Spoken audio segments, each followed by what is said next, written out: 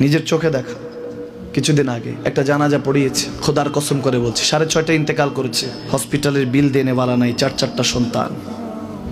অ্যাম্বুলেন্সে ঘরে ঘরে আসবে, 1000-1200 টাকার বিল দেনেওয়ালা নাই। কি বুঝলেন? ক্ষণস্থায়ী দুনিয়া।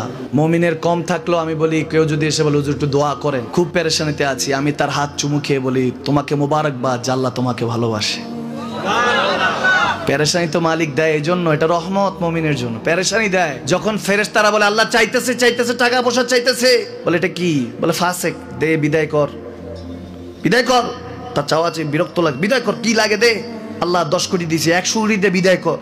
মুমিন যখন চাইতে থাকে আল্লাহ আমাকে কিছু লাগবে, যখন একটু করে চায় আমার মাটাকে সুস্থ করে দাও, বাবাটাকে, আল্লাহ আমার স্ত্রীকে, আমার আমাকে একটু তৌফিক দাও, চাইতে থাকে মুমিন। আল্লাহ বলে যখন ফেরেশতারা দেখে মুমিন চাচ্ছে, দেরি করতে পারে না, তাড়াতাড়ি খাজানা নিয়ে দিতে নেবে, আল্লাহ বলে রাখোস না, এত তাড়াহুড়া কিসের?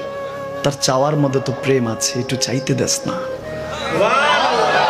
থাকুক না মুমিন আর একটু পেরেশান, থাকুক না, থাকতে দেস না, একটু থাক, একটু থাক। পেরেশানিতে রেখে আল্লাহ মজা নেয়, মহব্বত নেয়, মুমিনের অন্তর থেকে খুশবু নেয়।